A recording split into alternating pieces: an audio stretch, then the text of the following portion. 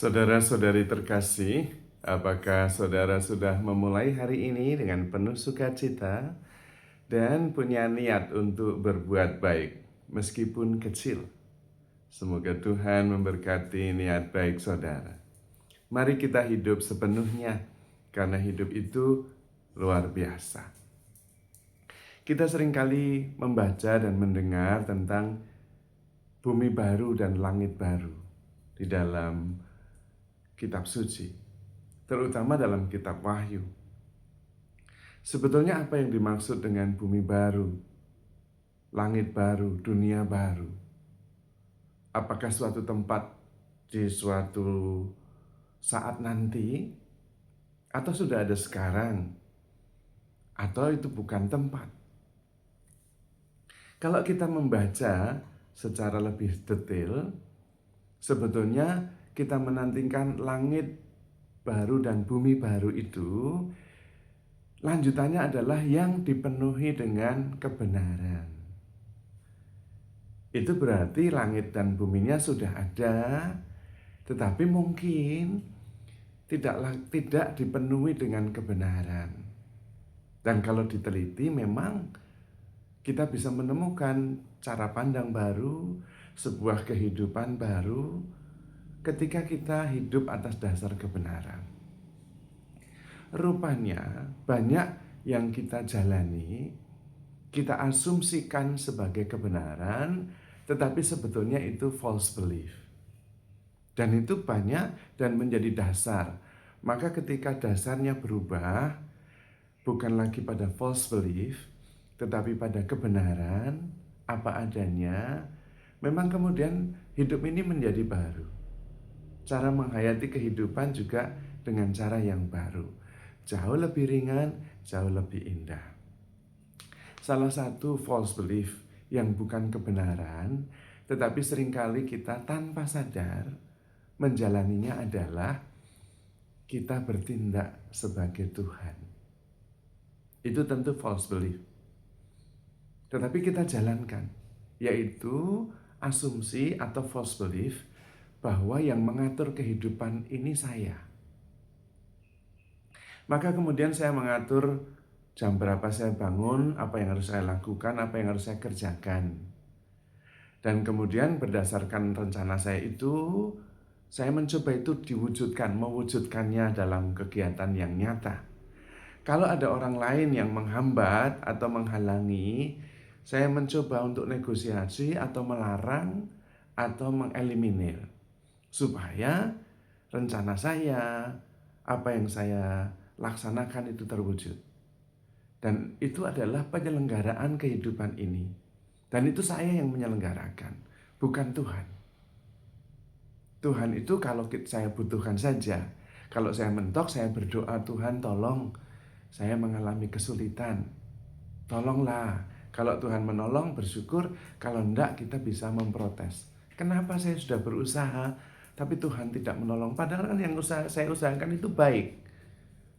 Nah, pada waktu itulah kita bertindak sebagai Tuhan yang menyelenggarakan kehidupan ini. Tentu kita muyak, pusing, stres, karena kita tidak mempunyai kemampuan untuk menyelenggarakan kehidupan yang begitu besar. Mengatur orang lain, mengatur suhu, cuaca, iklim, lingkungan, enggak bisa. Kita tidak punya kemampuan untuk itu. Bahkan pengetahuan untuk itu pun terbatas.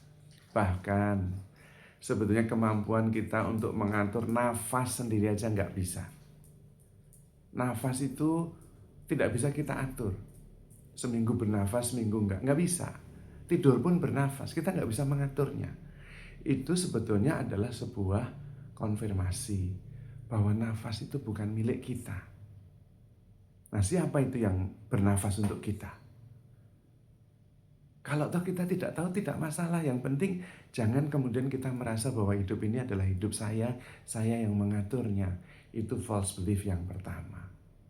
Kalau kita kemudian bisa menyadari hidup ini adalah milik Tuhan, Tuhan yang mengatur, Tuhan yang menyelenggarakan, beban kita untuk menyelenggarakan kehidupan yang begini besar, begitu besar, langsung runtuh. Dan kemudian ada kelegaan yang luar biasa. Itulah bumi baru dan langit baru yang dipenuhi dengan kebenaran. Itu baru kebenaran pertama.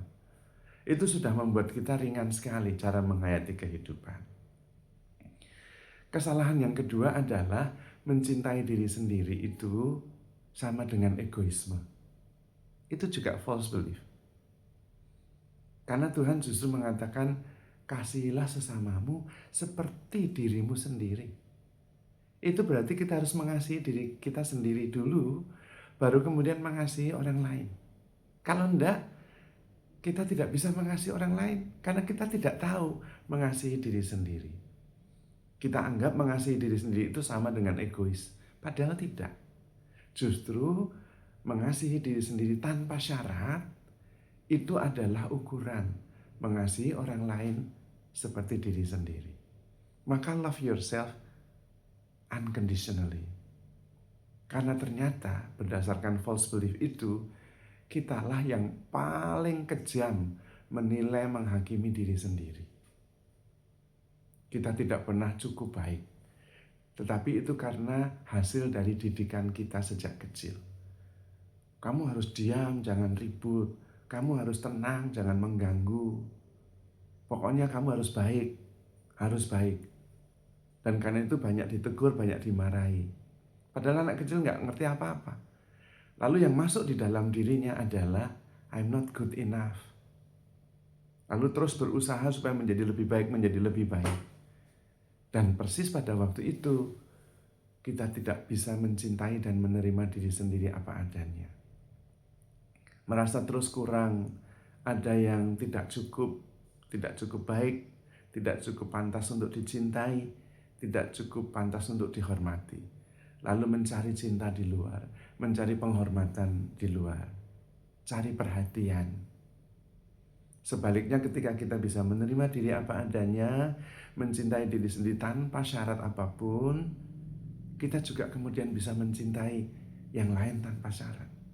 Kita tidak menuntut diri sendiri melebihi kemampuan kita, tetapi bisa menerima apa adanya. Itu juga dunia baru, langit baru. Hidup jauh lebih ringan, lebih membahagiakan.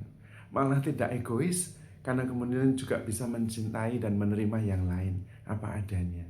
Dan mensyukuri kehidupan ini sebagai anugerah yang luar biasa. Itu kebenaran-kebenaran yang membuat kita mengalami bumi baru dan langit baru. Maka sebetulnya ketika kita belajar untuk melepaskan apa yang tidak benar, kita kemudian mengalami bumi baru dan langit baru. Itu sungguh-sungguh di dunia ini saat ini juga. Lalu kemudian kita tidak perlu mengingat-ingat apa yang sudah terjadi dan melepaskan kekhawatiran akan masa depan. Itu juga kebenaran. Karena masa lalu sudah berlalu, tidak perlu dibawa-bawa. Masa depan belum datang, nggak usah mengganggu kita. Toh sang penyelenggara kehidupan itu Tuhan. Begitu kita bisa menyerahkan masa lalu kita kepada Tuhan, biar Tuhan yang membereskan, dan masa depan kepada penyelenggaraan ilahi yang memang bijaksana. Dan saat ini kita cukup memohon supaya bisa mengalami dan mensyukuri dan menikmati kehidupan ini. Hidup itu luar biasa sekali. Tidak terbebani masa lalu, tidak dikhawatirkan oleh apa yang belum terjadi. Dan Tuhan juga mengatakan hal itu lewat 1 Petrus. 1 Petrus bab 5 ayat 7. Serahkanlah segala kekhawatiranmu kepada Tuhan, karena Ia yang memelihara engkau. Coba kalau kita bisa hidup seperti itu. Ya sudah, pasti itulah langit baru, bumi baru.